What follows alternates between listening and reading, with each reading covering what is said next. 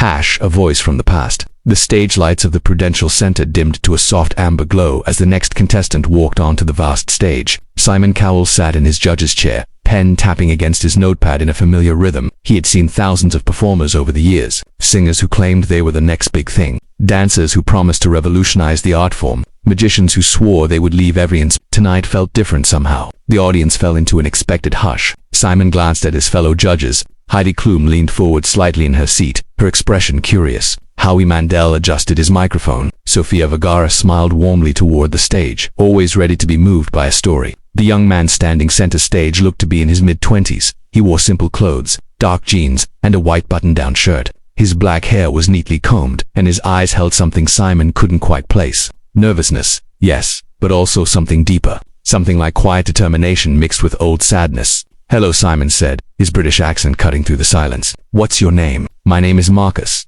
the young man replied. His voice carried a slight accent, something that hinted at Filipino heritage mixed it with years of living in America. "And where are you from, Marcus?" "I'm from Manila originally, but I've lived in Los Angeles for the past 8 years. Simon nodded, making a note. "What are you going to do for us tonight?" Marcus took a breath. The pause stretched just long enough to feel meaningful. "I'm going to sing.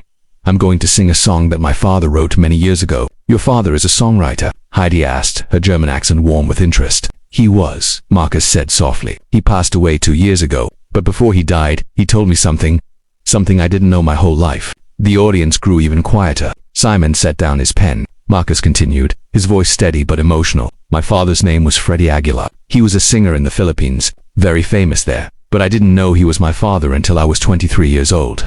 Sophia gasped softly. Simon's eyebrows raised. Even he, with all his years in the music industry, recognized that name. Freddie Aguilar had written Anak, one of the most recorded songs in history, a ballad about a parent's love and a child's journey. It had been translated into dozens of languages and touched millions of hearts across the world. "You didn't know how?" he asked gently. Marcus shook his head. "My mother raised me alone. She worked 2 jobs in Manila, then 3 jobs when we moved to America. She never spoke about my father. I asked when I was young, but she would just say he wasn't able to be with us. I thought maybe he had died, or maybe he just didn't want me." The words hung in the air. Simon found himself watching Marcus carefully. There was no bitterness in the young man's voice, just honesty.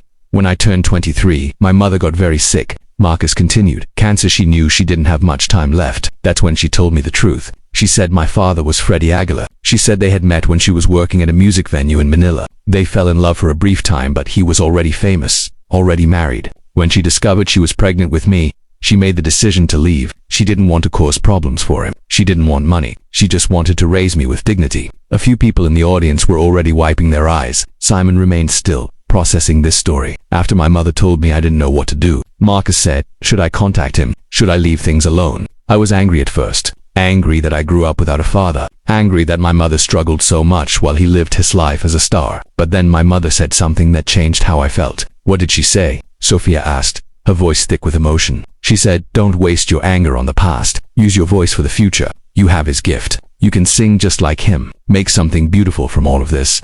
Marcus smiled sadly. "So I wrote to him. I sent a letter to his management company in Manila. I didn't expect anything, but 3 weeks later, I got a call. It was him, my father. He was crying on the phone. He said he never knew I existed. He said if he had known, everything would have been different." Simon crossed his arms, but his expression had softened considerably. "We talked every week after that." Marcus said for 6 months he was dealing with his own health problems by then, but he always made time for our calls. He told me about his life, his music, his regrets. He asked about mine. He wanted to meet me, but I kept putting it off. I was scared. I think scared that meeting in person would break whatever fragile connection we had built over the phone. Marcus's voice cracked slightly, and then he died. I never got to see him face to face. Never got to hug him. Never got to sing with him. The silence in the auditorium was profound. Simon noticed that even the camera operators had stopped moving. "Before he died, he sent me something." Marcus said his guitar, the one he used when he wrote Anak, and a letter. In the letter he wrote that he wished he could have been there for me. He wished he could have taught me music properly. But he said he knew I had the same gift he had. He said he could hear it in my voice during our phone calls.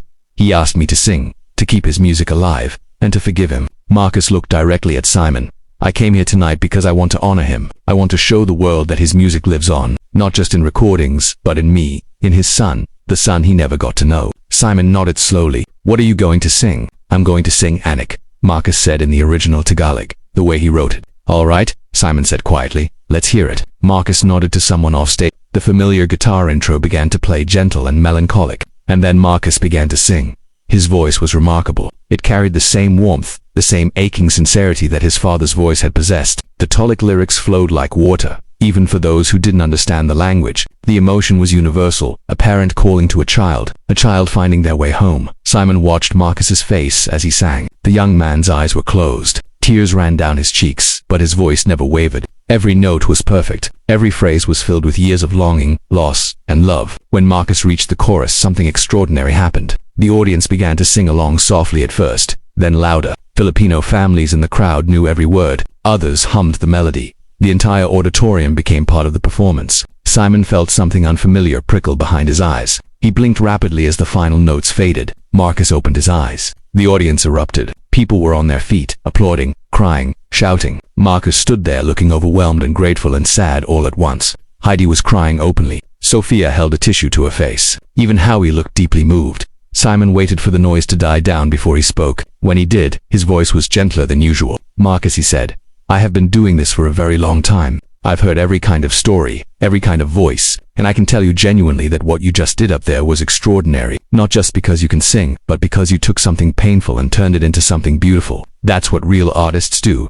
Marcus nodded, unable to speak. "Your father," Simon continued, "wrote one of the greatest songs ever recorded, and tonight, you prove that his legacy isn't just in recordings or memories. It's in you, in your voice, in your heart." Simon pressed his buzzer.